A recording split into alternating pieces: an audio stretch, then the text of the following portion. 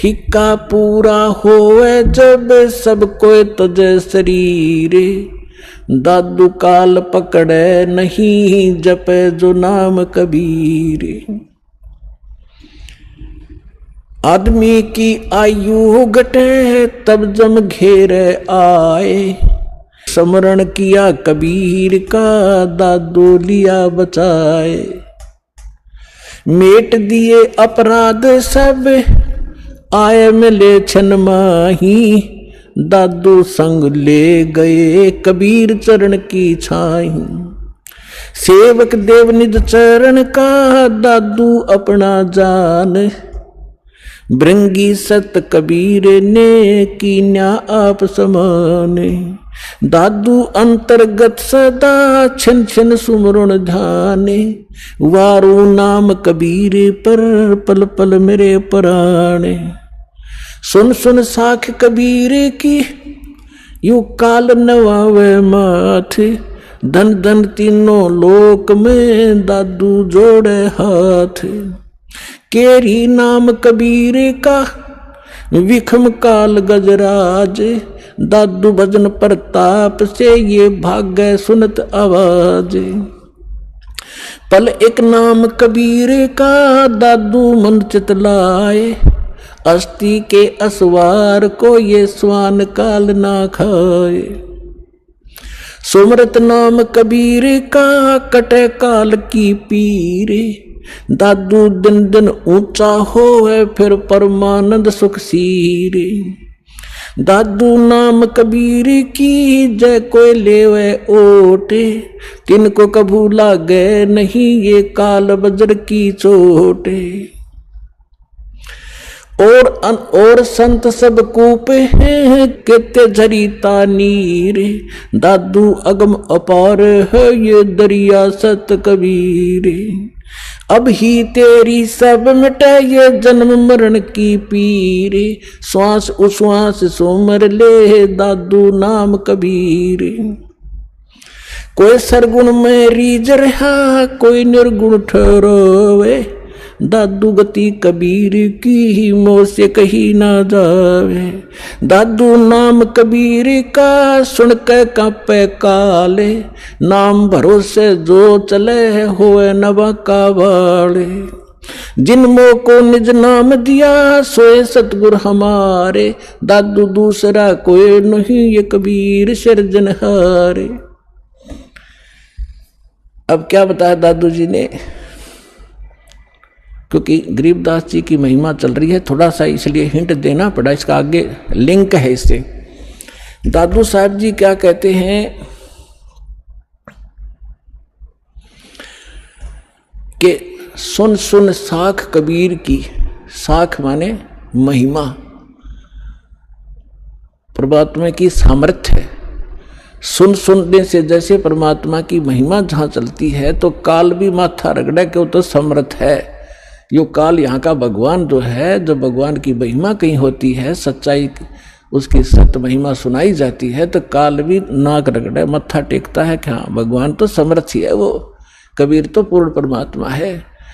तो सुन सुन साख कबीर की, काल नेवावे माथ झुकावे माथा, और धन हो तीनों लोक में दादू जोड़े हाथ। फिर देखो कैसी तुलना की है, केरी नाम कबीर का और विखम काल गजराज, दादू भजन प्रताप से यू भाग्य सुनत आवाज। अब 21 ब्रह्मांड का स्वामी है। श्रीमद् भगवत गीता अध्याय नंबर 15 के श्लोक नंबर 18 में गीता ज्ञानदाता ये ब्रह्म है, काल है। ये खुद कहता है कि मेरे अंतर्गत जितने भी प्राणी हैं उनसे मैं उत्तम हूं, श्रेष्ठ हूं, उनसे तगड़ा हूं मैं, इसलिए मैं लोक वेद के आधार से पुरुषोत्तम प्रसिद्ध हो रहा हूं मैं। क्योंकि जितने भी इसके अंतर्गत प्राणी हैं काल के, ये इनसे तगड़ा है। ये 1000 कला का, ब्रह्मा विष्णु महेश, ये विष्णु जी 16 कला के, और ये 4 भुजा का, वो 1000 भुजा का। यानी इनमें यहाँ के प्राणियों में ब्रह्मा विष्णु महेश हमसे सबसे तगड़े शक्तिशाली है, इनसे भी वो कई गुना शक्तिशाली है।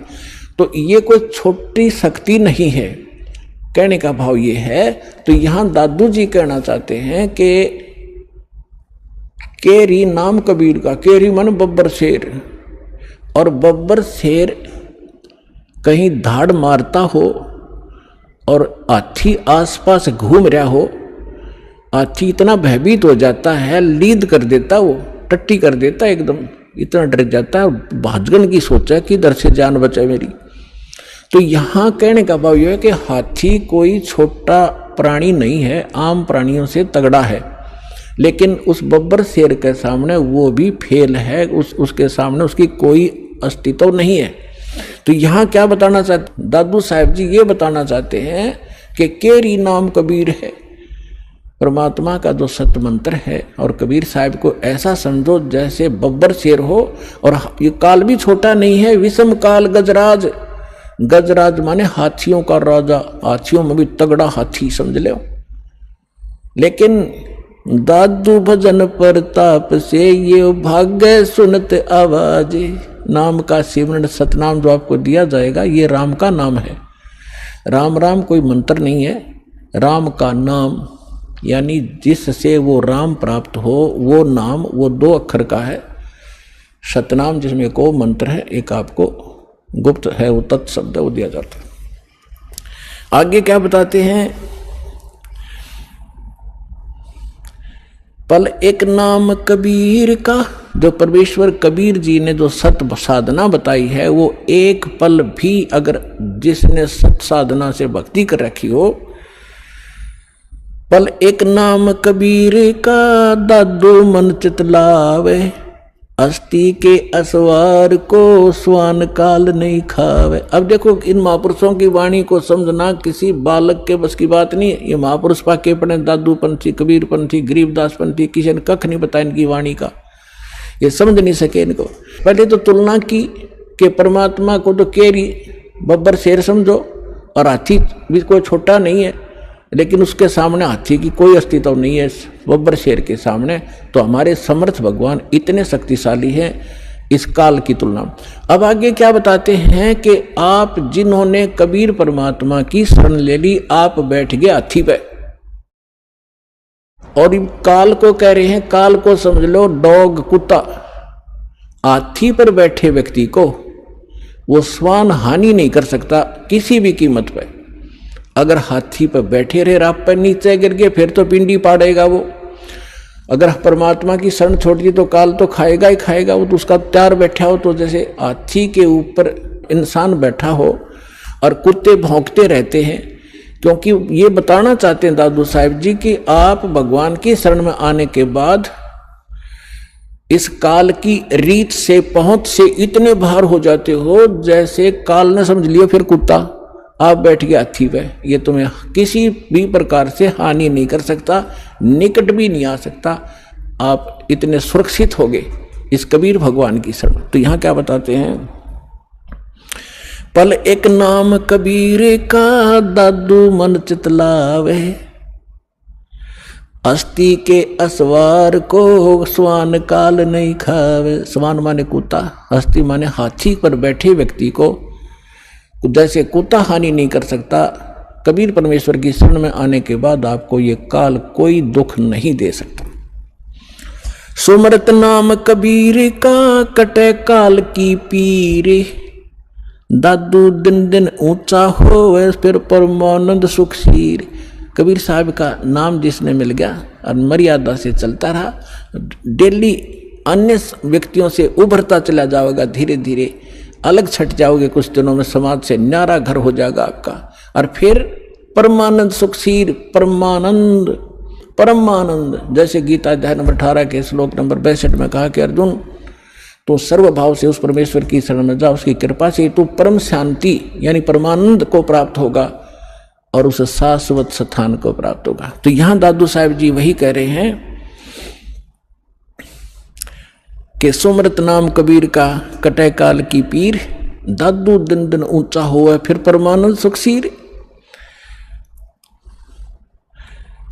दादू नाम कबीर की जय कोई लेवे ओटे, तीन को कभू लागे नहीं ये काल कर्म की चोटे।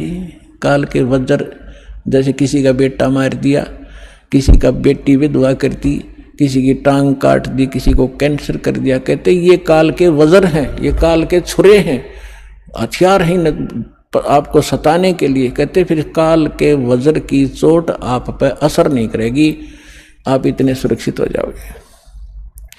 और संत सब कूप हूं केते दरिता नीरे, दादू अगम अपार है वो दरिया सत्य कबीर। महापुरुषों की वाणी देखो पुण्यात्माओं, गदगद आत्मा हो जाती है। अब उनको ये नकली ये आचार्य शंकराचार्य ये मंडलेश्वर महर्षि न्यू क्या करते होता, अनपढ़ थे, अशिक्षित थे, मूर्खा की भाषा है उनकी ग्रंथों में। इसमें कैसी गजब की तुलना की है कि और संत सब कूप हैं। जैसे दास ने परमात्मा की परिभाषा बताई, तहसीलदार भी साहब है, उसकी जितनी शक्ति है उतना ही मालिक है। डिप्टी कमिश्नर भी साहब है, मंत्री, प्रधानमंत्री, मुख्यमंत्री, ये सारे साहब। तो यहाँ यही तुलना की है कि और संत, जैसे आप सुनते हो कि उस गांव में एक बाबा था, उसने ऐसा कर दिया, एक ने ऐसा कर दिया, छोटे मोटे। कहते ये भी अपनी शक्ति रखते हैं, लेकिन वो कंप्लीट नहीं है, उससे सर्व लाभ नहीं हो सकते। आपका तहसीलदार से मित्रता है तो एक रजिस्ट्री करा सकते हो, साल 6 महीने 2 वर्ष 10 वर्ष 50 वर्ष में एक का काम करा पाओगे, उससे बाकी और समर्थ की शरण हो जा तो कितना सारे काम होते चले जाएंगे आपके। इस प्रकार क्या बताते हैं, और संत सब कूप हैं। और संत भी तुम बताते हो कि उसने, जैसे कोई विष्णु का पुजारी है और उसने विष्णु की भक्ति करके कुछ शक्ति संग्रह कर लिया, तो उसमें से बांट सकता है, वो थोड़ा बहुत राहत देतेगा, लेकिन दोनों नरक में लास्ट में, चेला भी गुरु भी। तो यहाँ कहते हैं और संत सब कूप हैं। और उस महात्माओं को समझो, वो तो एक कुआं है, कुआं केवल पीने का काम ही कर सकता है, सिंचाई में नहीं कामयाब हो सकता। क्या हो गया कि दो थोड़ा बहुत भी कभी सारा दिन में सींच दिया तो सफिशिएंट नहीं है। और के तेज रीता नीर, यानी कोई झरने से बह रहा थोड़ा मोटा नाला है, वो भी कंप्लीट राहत नहीं दे सकता उस क्षेत्र को। अब यहां बताना चाहते हैं दादू साहब जी कि दादू अगम अपार है, वो दरिया सत कबीर, दरिया है नदी जिसके अंदर पानी का कोई था ही नहीं, उसमें कुएं भी बना लो, नाले भी निकाल लो, नहर भी निकाल लो, नहा भी लो, धो भी लो, सिंचाई भी कर लो, फिर भी फालतू पानी रहे। तो ऐसे समर्थता बताई है कबीर भगवान की, परमेश्वर की, आदरणीय दादू साहिब जी ने। और संत सब कूप हैं केते झरीता नीर, दादू अगम अपार है वो दरिया सत्य कबीर। फिर क्या बताते हैं, अब ही तेरी सब मिटाए जन्म मरण की पीर, श्वास उश्वास सुमर ले दादू नाम कबीर। ये कबीर नहीं सुमरना, वो सतनाम है जो आपको दिया जाता है, फिर सार नाम दिया जाएगा। इसका श्वास उस जो कबीर जी का जो मंत्र है वो सिमरण करना है, श्वास उश्वास से सुमर ले दादू नाम कबीर।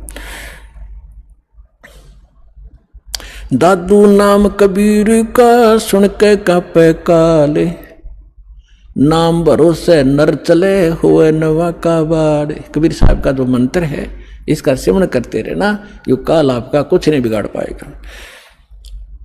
जिनमो को निज नाम दिया सोए सतगुरु हमारे, दादू दूसरा कोई नहीं ये कबीर सिरजनहारे। तो अब जो दास साहब को गरीबदास साहिब जी की कथा सुनाना चाहता था, अब जैसे गरीबदास जी की कथा सुना रहा है, इसको आगे बढ़ाते हैं। अब इसको जैसे नानक साहिब जी को परमात्मा मिले थे जिंदा महात्मा के रूप में, सचखंड से आए थे। नानक साहिब जी सुल्तानपुर नाम का एक नगर है, शहर है, उसमें एक राजा था, नवाब था, उसके यहाँ नौकरी करते थे खजाने में। और वो प्रतिदिन नदी पर स्नान करने जाया करते थे, एक साथ में नदी बहती थी, बेई नदी बोलते, बेई, उसमें स्नान करने जाया करते थे। वहाँ परमात्मा आए थे जिंदा महात्मा के रूप में। उनको बहुत सी ज्ञान चर्चा गोष्ठी हुई। पहले नानक जी ने अपना ज्ञान बताया, फिर परमात्मा ने बताया। नानक साहब जी ने कहा भी मैं आँखों देखूं तब बाबा जी तेरी गल मानूं। परमात्मा बोले ठीक है। अब नानक साहब जी ने कहा कि मैं इस दरिया में छुपूंगा, मुझे खोजना। तो उन्होंने डुबकी लगाई, गिल्ले परमात्मा ने लगा दी। उनके शरीर को अंतर्ध्यान करके अब स्ट्रीम में ले गए जिधर से जल आ रहा था। वह उपस्थित लोगों ने देखा कि नानक जी मर गए, डूब गए, डुबकी लगाई थी, बाहर नहीं आई। और वो शरीर रख दिया अब स्ट्रीम में जिधर से जल आ रहा था। उधर कोई भी ध्यान नहीं जा किसी का। 2-3 किलोमीटर जाकर शरीर सुरक्षित रखा एक स्थान पर, आत्मा को सचखंड ले गए। फिर सारा कुछ बताया कि मैं काशी में रहता हूँ, बच्चा वहाँ आ जाना, सतनाम दूंगा तेरे को। तो नानक जी तीसरे दिन वापस आए थे, दरिया के किनारे घूमते नजर आए। फिर पहली उदासी उन्होंने बनारस की थी कि खोजूं तो जाकर देखूं वहाँ भगवान अर्धानक रूप में कैसे हो सकता है, कुछ जच्चे कुछ ना जच्चे। जब सामने जाकर देखा वो है जो सकल जिंदा महात्मा वाली ये बैठा भगवान दानक रूप में, जलाए रूप में, भाई सूरत मुल्क की वेश, ए ठगवाड़ा ठगी देश खरा सियाणा बहुता बारी, धानक रूप रहा करता। अब हम गरीबदास जी की कथा सुनाते हैं। तो क्या हुआ, 3 वर्ष के बाद बच्चे को कोई कहे इसका सब झाड़े फूक लो आए, पता नहीं कहाँ ले गए, वैद्यों को दिखाया, सब ने कोई भूत प्रेत का साया बताया, सब फेल हो लिया। आखिर में थक लिए, 3 साल में कुछ असर नहीं हुआ। एक दिन कोई दादू पंथी, एक गोपाल दास नाम का लालाजी था, और वो घर त्याग कर सन्यासी हो गया था, बाल बच्चों को अपना जिम्मेदारी सौंप के, और लाल कपड़े पहने हुए थे। दादू पंथ से दीक्षित था। वो किसी भगत के यहाँ आया करता था, उसका चेला था छुडानी में। जब वो आया 2-3 वर्ष के बाद, ऐसे कई वर्ष में चक्कर लगाता था, तो उस भगत ने, उस गांव वाले ने कहा कि महाराज जी, हमारे एक लड़की का लड़का ऐसे ऐसे एक संत ने कुंवारी गाय का दूध पियाया था, वो जंतर मंतर का, और उसके जंतर मंतर कर दिया तो मृत्यु को प्राप्त हो गया था। सुन ली भगवान ने, उसके सांस शेष थे, बच गया। अब वो पागल हो गया, और कहा जाता है कि संत की विद्या को संत ही काट सकता है। अगर आप कुछ दया करो तो बच्चे को बुलाऊं। दादू पंथी गोपाल दास जी ने कहा कि बुला, ये झाड़ फूक करना थोड़ी बहुत ये सीख लेते हैं रोटी खाने के लिए, जितने भी ये संत बने, तो बुला, मैं अभी कर दूंगा ठीक।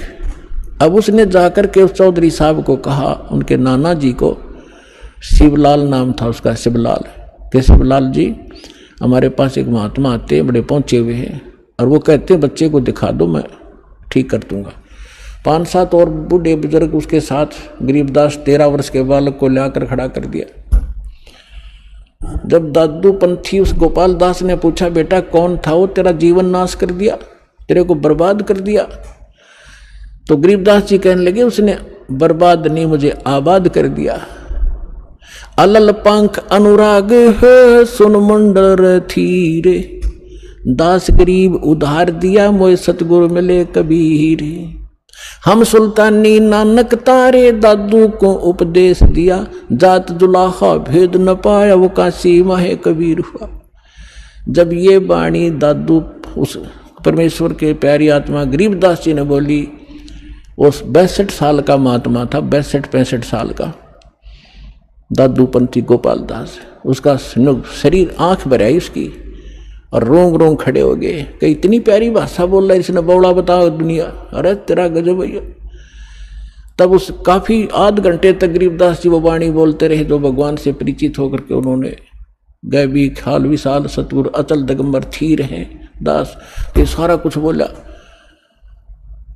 तब वो 62-65 साल का आदमी खड़ा हो गया, महात्मा जिसके वो लोग पूजा कर रहे थे, हाथ जोड़कर कहने लगे, महाराज जी अब वाणी लिखवा दो सारी की सारी, जीवों का उद्धार होगा कलयुग में। परमात्मा को गरीबदास जी यही चाहते थे कि किसी तरह लखनियाँ मिल रहे बने, लेकिन यू कल भाग जाएगा 2 दिन, थोड़ी बहुत लिख के मैंने तो बहुत कुछ लिखवाना है। उसको दर्द करने के लिए उठ चल पड़े गरीबदास जी, उससे बात नहीं की। फिर अब उन लोगों ने सोचा कि 65 साल का आदमी एक 13 साल के बालक का हाथ जोड़ बैठा। उन्होंने ये सोचा भाई इसमें तो बड़ी बला है, बाबा जी का भी चक्कर कटा दिया इसने, यानी कोई बड़ा भूत प्रेत है इस गरीबदास जी में। 65 साल का बाबा भी हाथ जोड़े खड़ा इसका आगे, यू क्या कहे है इसको। अब वो तो अपने घर न चले गए, गरीबदास जी चल पड़े खेतों को, जंगल की साइड में, और वो दादू पंथी महात्मा भी साथ साथ जा।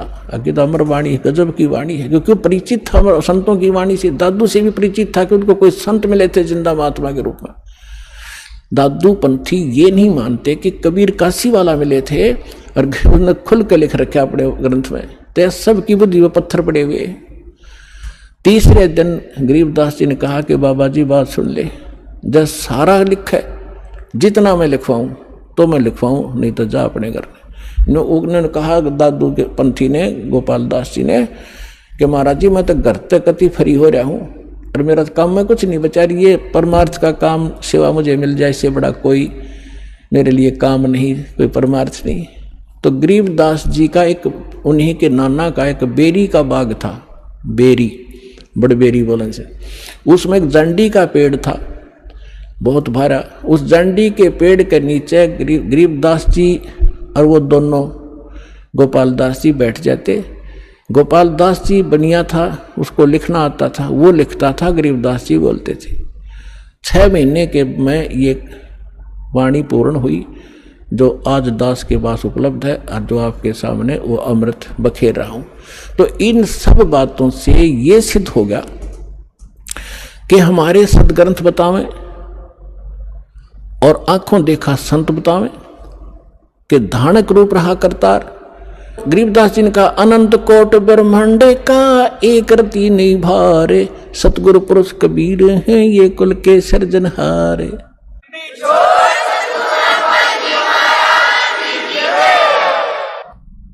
परम पिता परमात्मा पूर्ण ब्रह्म सारी सृष्टि के रचनहार कुल मालिक कबीर परमेश्वर जी की असीम रजा से आप सभी पुण्यात्माएं सतलोक आश्रम बरवाला जिला हिसार हरियाणा के अंदर पहुंच पाए। जिस आत्मा के ऊपर परमात्मा विशेष प्रसन्न होते हैं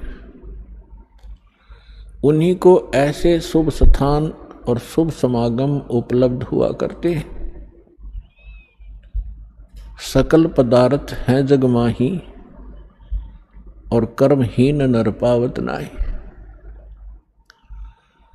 पुण्यात्माओं, आप बच्चे हो, विद्यार्थी हो, टीचर को पता होता है कि यदि ये विद्यार्थी अच्छी तरह शिक्षा ग्रहण करके परीक्षा में सफल हो गए, इनका जीवन बहुत ही उज्जवल होगा, इनका भविष्य, इनको अच्छी नौकरियां मिलेंगी, बड़े सुखी रहेंगे। लेकिन उस समय बच्चों को वो बात नहीं याद रहती कि हम किस लिए पढ़ रहे हैं, और वो अच्छे विद्यार्थी जो होते हैं टीचर के बताए प्रत्येक क्लास वर्क होमवर्क को करते ही रहते हैं, तो सफल हो ही जाते हैं, फिर उनको वो वस्तु प्राप्त स्वाभाविक हो जाती है। आप वो विद्यार्थी हैं जिनको जन्म और मरण के रोग से छुटकारा पाने का और सतलोक के अंदर जाकर के वो स्थायी सुख प्राप्त करने का शुभ अवसर प्राप्त हुआ है। इसमें यदि आप उन विद्यार्थियों की तरह लगन से इन सभी क्रियाओं को करते हुए संसार छोड़कर चले गए तो आपको वो स्थान प्राप्त होगा जो आज तक हजारों वर्षों तक ऋषि महर्षि प्रयत्न करके निष्फल रहे। तो आप कितने पुण्यकर्मी हो, आप कितनी पुण्यात्मा हैं। लाल की कीमत का लाल को ज्ञान नहीं होता, जौहरी बताया करता है। ये दास जौहरी है, आप उस परम पिता के लाल हो। आपको मालूम नहीं, इस दास को मालूम है आपके लिए वो परमात्मा कितने भटक रहे हैं। आपने काल की भांग पी रखी है, आप जी को केवल यहाँ के संसारिक सुख दिखाई देते हैं, भविष्य का आपको कोई आपके भविष्य में आगे नेक्स्ट जीवन में क्या होगा, इससे आप बिल्कुल अनभिज्ञ हैं। परमात्मा कहते हैं गोता मारूं स्वर्ग में, जा बैठूं पाताल, और गरीब दास ढूंढता फिरूं अपने हीरे मोती लाल। आप कहां से आए हैं, ये ना तो आपके बस की बात यहां आना, केवल परमात्मा ही आपको यहां लाता है। पहले तो आप तक संदेश भेजा, ऐसा अनमोल ज्ञान किसी भी माध्यम से, किसी भक्त के माध्यम से, किसी बुक के माध्यम से, या किसी टीवी चैनल के माध्यम से, और फिर आपको प्रबल प्रेरणा की उस परमपिता ने, और फिर आपकी व्यवस्था की। यहाँ तक आने में कोई मध्य प्रदेश से आ रहे हैं, कोई उत्तर प्रदेश से आ रहे हैं, कोई महाराष्ट्र से, कोई उड़ीसा से। पुण्यात्माओं, आज हम इतने लेजीमैन हो चुके हैं, हम अपने पड़ोसी घर में भी नहीं जाएं, जो सोचें फिर मिलेंगे मित्र को, और आप इतने दूर यहाँ आ गए। कहते करे करावे साईं मन में लहर उठा, दादू सदर जीव के वो आप बगल हो जा। तो आपके ऊपर कितनी रजा है सोच भी नहीं सकते। इतनी दूर आना, ट्रेनों के अंदर कितनी कठिनाई होती है, लेकिन आपके पिछले पुण्य इतने प्रबल हैं कि आपको वहाँ रुकने नहीं देते। और पिछले ही तप से होते हैं पूर्ण हंस मुराद, पिछले संस्कार आपके साथ हैं। आप किसी समय परमात्मा कबीर जी के साथ रहे हो, जब भगवान धरती पर आए हुए थे। उस समय आप अशिक्षित थे, आप परमात्मा को परमात्मा नहीं मान सके, लेकिन परमात्मा से प्राप्त उन साधनाओं को करते रहे, मोक्ष प्राप्ति नहीं कर सके, लेकिन आपको परमात्मा ने इतना पुण्य युक्त कर दिया उस समय। सन 1398 से सन 1518 तक 120 वर्ष परमेश्वर कबीर जी इस पृथ्वी पर ज्ञान बांटते रहे। एक औपचारिकता जुलाहे का काम भी करते रहे।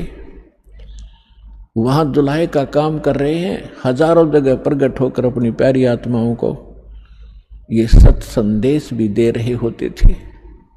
तो आपको इतना भक्ति युक्त कर गए उस समय, ताकि आपको मनुष्य जीवन प्राप्त होते रहे। अन्य योनियों से, अन्य प्राणियों के जीवनों से मनुष्य शरीर बहुत ही श्रेष्ठ है, लेकिन भक्ति ठीक ना मिलने से एक दिन इसके पुण्य अक्षीण होकर फिर ये पुण्य 84 लाख योनियों में चला जाता है।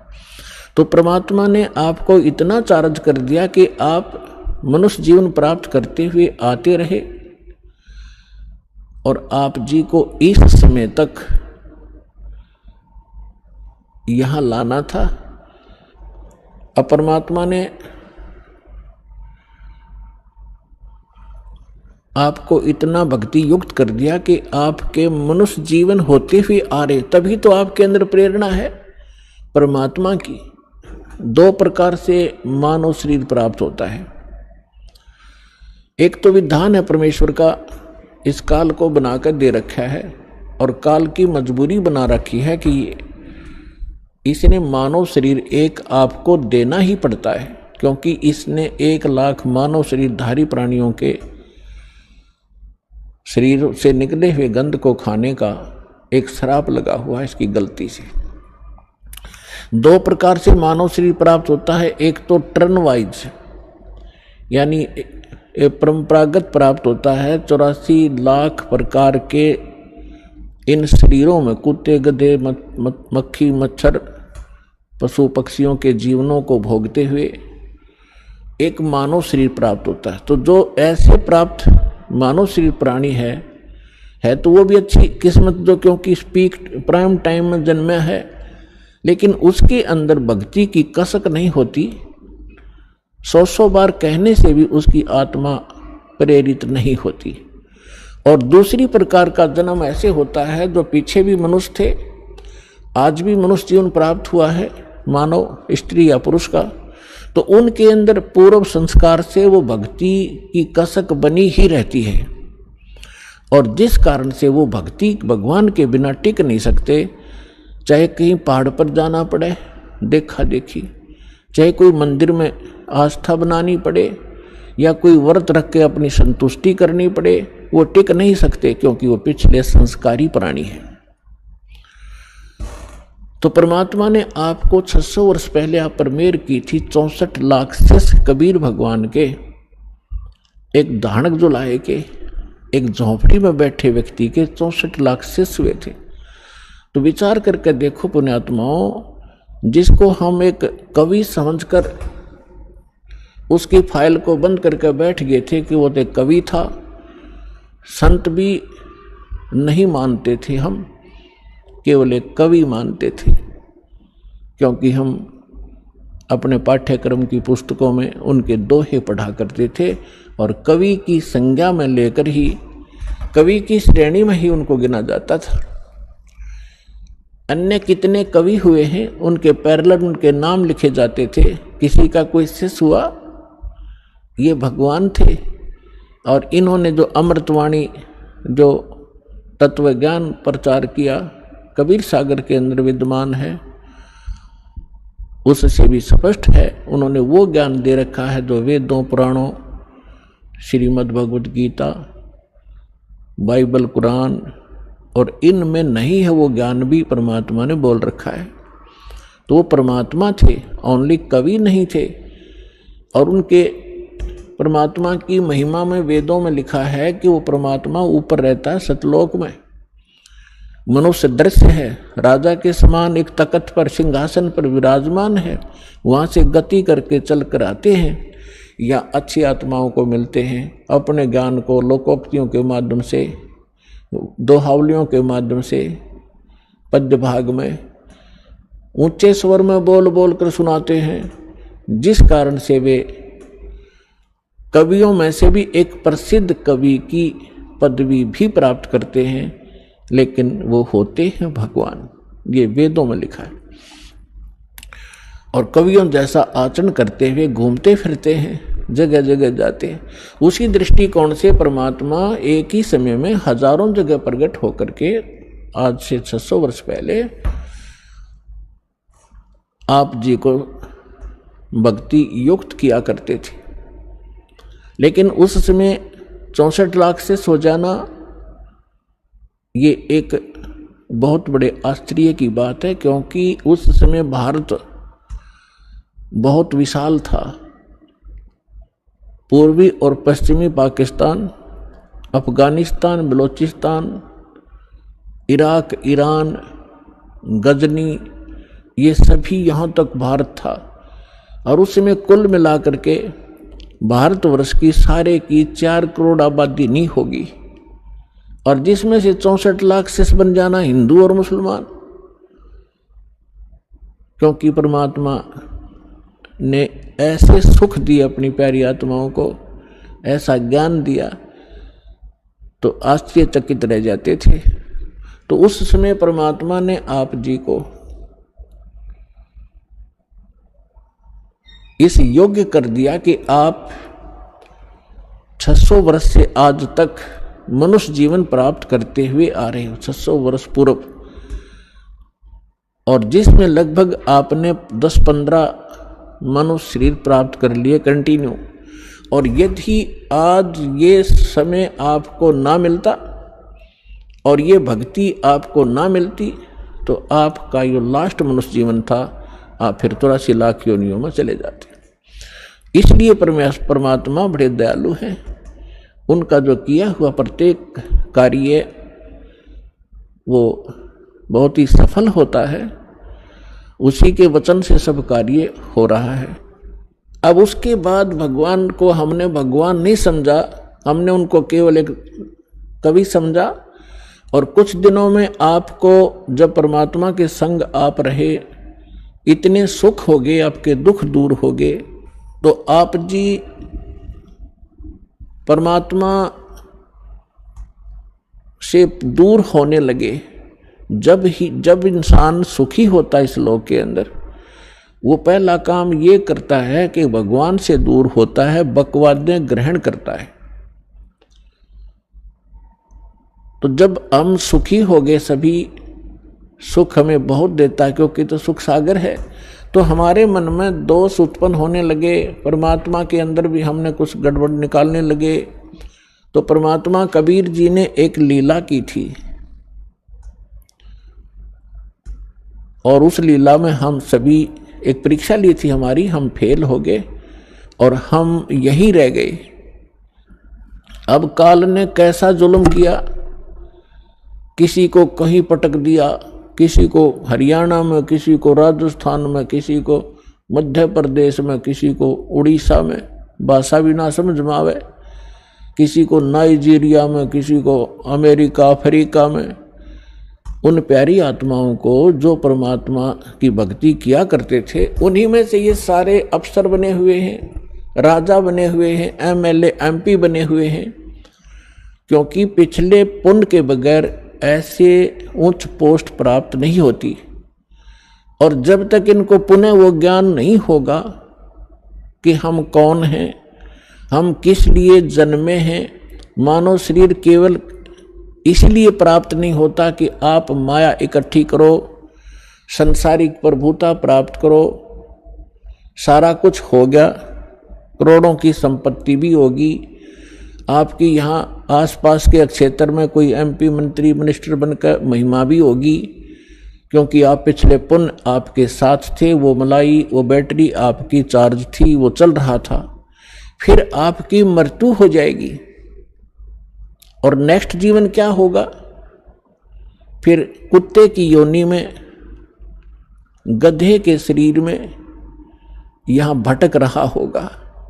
तो खाक वो संपत्ति क्या काम आई आपके, और क्या वो महिमा ने आपका साथ दिया। चाहे आपकी मृत्यु के उपरांत यहाँ पर कोई आपका बुत बनाकर, आपका तस्वीर बनाकर सालाना, चाहे आपके उस देश के लोग उस पर बेशक माला अर्पित करते रहें, आप गधा बनकर धक्के खा रहे होगे। तो जब हमें ये पता चलेगा, तब हम सभी, चाहे कोई किसी पोस्ट प्राप्त है, कितना धनी है, चाहे गरीब है, उसको फिर इस बात से चिंता बनेगी कि सचमुच ये तो हो ही रहा है। पता नहीं कितने आप देख रहे हो प्रधानमंत्री, राष्ट्रपति, 1 मिनट में मृत्यु हो जाती है, फिर क्या, कहाँ गई वो प्रभुता? आगे का इनको पता नहीं, आगे का उन परमात्मा ने बताया और परमात्मा से परिचित जिन महापुरुषों ने बताया, वो हमारे सदग्रंथों में विद्यमान है, जो अटल विधान है। उसको कोई ना मानेगा, उसके ना मानने से विधान समाप्त नहीं होगा, और जो स्वीकार करेगा वो आने वाले कष्टों से बच जाएगा। अब दास जो बताना चाह रहा है, अब कितने दयालु है परमेश्वर, आपके पास कहाँ कहाँ संदेश भेजा। परमेश्वर ने 600 वर्ष पहले कहा था, जब धर्मदास जी, जो उन पुण्यात्माओं में से हैं जिनको भगवान मिले थे, सतलोक दिखाया था, जहाँ भगवान रहते हैं उसे परिचित कराया था। तो 600 वर्ष पहले परमात्मा ने धर्मदास जी के पूछने पर कहा था, प्रश्न के उत्तर में बताया था कि धर्मदास जी बहुत चिंतित हो गए थे इस बात से कि परमात्मा ने कहा था कि धर्मदास मेरी लाख दुहाई, ये मूल ज्ञान कहीं बाहर न जाए, और मूल ज्ञान बाहर जो पढ़ी, ये बिचली पीढ़ी हंस नहीं तरही। और मूल ज्ञान तब तक छुपाई जब तक ये 12 पंथ ना मिट जाए। फिर धर्मदास जी से कहा था कि धर्मदास मेरी लाख दुहाई, ये सार नाम कहीं बाहर ना जाए, सार नाम बाहर जो पढ़ी, ये मेरी बिचली पीढ़ी हंस नहीं तरही। अपने आत्माओं, जब आप परमात्मा के साथ थे वो 64 लाख तो पहले आएंगे, उसके बाद फिर जो अन्य पुण्यात्माएं आपके घरों में जो आएंगी, आपके संतान रूप में, आपके कोई नाती रूप में, पोता या पोती रूप में, वो तो अलग से आएंगी। बहुत अच्छी आत्माएं आपके घर जन्म लेंगी जो परमात्मा के स्टॉक में पहले से रखी हुई है।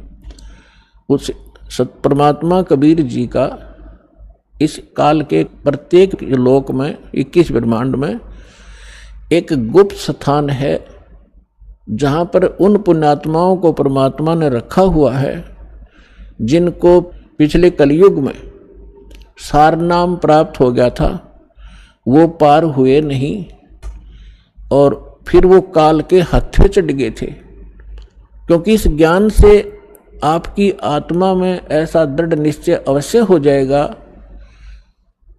कि ये सुख जो है, चाहे राष्ट्रपति बन जा, चाहे प्रधानमंत्री बन जावा, और भले ही हम कोई देव पद प्राप्त कर लें, आपकी आत्मा धिक्कारेगी उसको। तो कबीर साहब के साथ ना जाने करके कुछ अच्छी आत्माएं जिनको सार नाम प्राप्त हुआ था किसी कलयुग में, तो वो पार ना हुई, दूसरे संस्कारवश किसी लोक में चले गए। तो उसके लिए परमात्मा कहते हैं शिव मंडल ब्रह्मापुरी। शिव मंडल ब्रह्मापुरी चाहे विष्णु लोक में हो, हमरे गुण भूला नहीं तो आन छुटाऊं। तो जैसे कोई भक्त इस ज्ञान से परिचित और किसी कारण से नाम खंडित हो जाने से उसकी मृत्यु हो जाती है, तो वो कहाँ जाता है? आपको प्रथम मंत्र में श्री ब्रह्मा जी, श्री विष्णु जी, श्री शिव जी, श्री गणेश जी और श्री दुर्गा जी आदि इन देवों के वो मूल मंत्र दिए जाते हैं जिनसे आपको बहुत लाभ मिलना है। तो उस कारण से आप पार ना हो गए तो इनके लोकों में जाओगे वो सुख भोगने के लिए जो आपको इस प्रथम मंत्र के बेनिफिट प्राप्त हुआ है। ये लाभ आप वहाँ अक्षीण करने चले जाओगे। वहाँ जाकर आपको याद आएगा कि ये तो गुरुजी बताया करते थे कि हमने यहाँ का देव पद भी नहीं लेना, राज्य पद प्राप्त नहीं करना, यहाँ हमारे पुण्य नाश होते हैं। तो वहाँ जाकर फिर वो रोते हैं। और ये जो प्राइम टाइम होता है इसका सीमा है। जैसे अब जो पिछली पीढ़ी चली है इसका समय निर्धारित है, उसके बाद ये भक्ति नहीं रहेगी। इस बीच जो निकल गया सो निकल गया। तो वो भक्ति जो युग है उसका समय समाप्त हो चुका होता है और उनकी मृत्यु हो जाती है। वो कोई ब्रह्मा जी के लोक में जा रहा होता है, कोई विष्णु जी के लोक में, कोई गणेश जी के यहाँ अपने इन मंत्रों के पुनों के आधार से, भक्ति के आधार से इनको वहाँ खाता है, बर्बाद करता है। तो वहाँ वो रोते हैं। तब परमात्मा जाते हैं, उनको वहाँ से छुड़वा कर लाते हैं। उनको उस समय मनुष्य दोबारा जन्म नहीं देते, उनको अपने पास स्टॉक में रखते हैं। उनके ऊपर इतना रहम हो जाता है कि अब उनका जन्म आपके घरों में होगा, आपके बेटा बेटी, आपके पोता पोती के रूप में सबके घर वो पुण्यात्माएं आएंगी। उनके संस्कार इतने गजब के होंगे, इतने अच्छे होंगे कि उनको किसी प्रकार का कोई कष्ट नहीं होगा उनके जीवन में। और उनको जन्म से ही मंत्र मिलेंगे, 3 वर्ष के होते ही भक्ति करेंगे और 8 वर्ष का होते उसको सतनाम मिलेगा। और फिर 12 वर्ष के बाद, 13 वर्ष के बाद अंतर ही उसको सारनाम प्राप्त होगा। अब के वो मोक्ष प्राप्त कर जाएंगे। आप भी करोगे क्योंकि ये भक्ति युग प्रारंभ हुआ है। और या तो इसी जन्म में पार हो जाओगे, देखो कोशिश करना कि इसी जन्म में पार हो, फिर तो फिर ही होता है। नेक्स्ट लाइफ का, नेक्स्ट जीवन की सपने में भी इच्छा मत रखना। फिर भी किसी कारण से पैर फिसल जाता है तो वो फिर तुरंत ही मनुष्य जीवन प्राप्त करके तुरंत ही भक्ति पर लग जाता है। अपने आत्माओं देखो, आप भक्ति और इस अध्यात्म मार्ग से परिचित नहीं है। अब जैसे यहाँ कितने दुखी भक्त आते हैं, रोगी आते हैं, सब जगह जवाब मिल जाता है, वो यहाँ लेकर आते हैं, हमारे भक्त उनको समझाते हैं कि चलो आप वहाँ ठीक हो जाओगे। तो वो केवल ठीक होने के उद्देश्य से जो आते हैं और वो ये सोचते रहते हैं कि हम ठीक हो जाएं, बस इतना ही हमें चाहिए, तो उनको परमात्मा राहत शीघ्र नहीं देगा। आप ये उद्देश्य लेकर आओ, इस ज्ञान को समझाओ, जिसको भी आप लाते हो अच्छी बात है, ज्ञान समझाओ और ज्ञान समझा के फिर उनको नाम दिलाओ, फिर परमात्मा तुरंत हाथ पकड़ लेता है। और यदि ऐसे ले आते हैं और वो इस उद्देश्य से आते हैं, बुरी बात नहीं है, अच्छा है। यदि वो व्यक्ति नाम, क्योंकि नाम तो हम देंगे ही देंगे, समाधान तो बाद होगा, तो पहले मंत्र दे देंगे। अब नाम जिसने मिल गया और अंतिम सांस गिने, मरना तो उसने था ही, इस मंत्र को एक बार पूरा बोल दे, सुन ले, वहां पर ना बोल सके और मृत्यु हो जा तो भी उसको मनुष्य जीवन मिलेगा, उसमें बीज भक्ति का बूगा। हमने असंग जन्म हो गए, जन्मते मरता ने, धक्के खात्या ने, और अब मनुष्य जीवन प्राप्त होगा तुरंत ही 10वें महीने यहाँ सतलोक आश्रम बरवाला में आ लेगा और उसका फिर जीवन शुरू हो गया।